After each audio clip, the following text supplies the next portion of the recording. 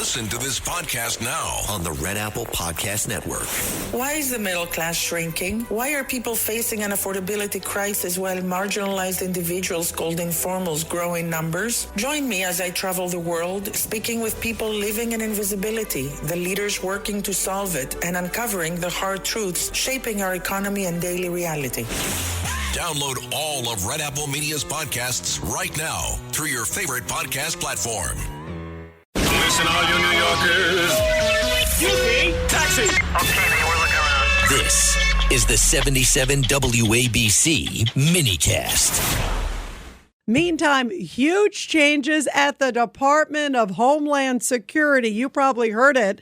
Boy, this came down very suddenly today, just a few hours ago, that Secretary of Homeland Security, Kristi Noem, she is out in that position. She's going to be doing another position.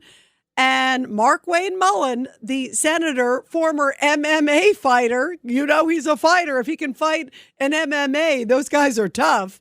I've seen a few MMA fights. I had to go for work a couple times. I was like, whoa, that it was really, really brutal and tough. But he was an MMA fighter, so you know that he's planning on fighting to protect the homeland. And he's the one who got piped by President Trump to be the replacement for Kristi Noem. Now, he's also friends with Noem.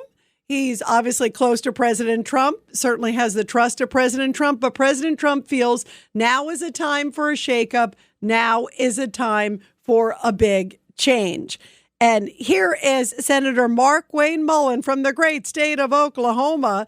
And this was his first reaction when he got picked.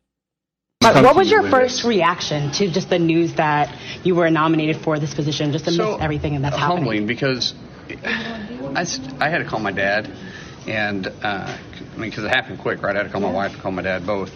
And it's just, pretty humbling when you start thinking about it. A little kid from Westville, Oklahoma, gets to serve in the president's cabinet. That's pretty neat. I love that his reaction was to call his mom and dad, and word came down that he just found out like 30 seconds before President Trump put out his Truth Social, telling the world essentially, here's my choice. So that to me is just beautiful. That is like, I had to call my mom and dad and say, this guy from Oklahoma is going to be the next Secretary of Homeland Security. And I've been impressed with him. He seems like a real no-nonsense guy, certainly cares about protecting the homeland, understands a lot of the issues. And I think that this is a very good, positive change. What's your reaction, though, of this big dramatic twist and turn that happened, that Kristi Noem is out and that Mark Wayne Mullen is in? Of course, he has to get confirmed by the Senate, but he's a senator. He's one of the boys. He's one of the guys, one of the gals there, too. But if you look at it, Rubio, of course, was one of the senators. He got through swimmingly to be Secretary of State. It's a lot easier to get when it's somebody who's already known to the Senate, someone who's one of their colleagues. Often they kind of sail through very, very quickly. So that looks like it's going to be the path, I think, for Mark Wayne Mullen.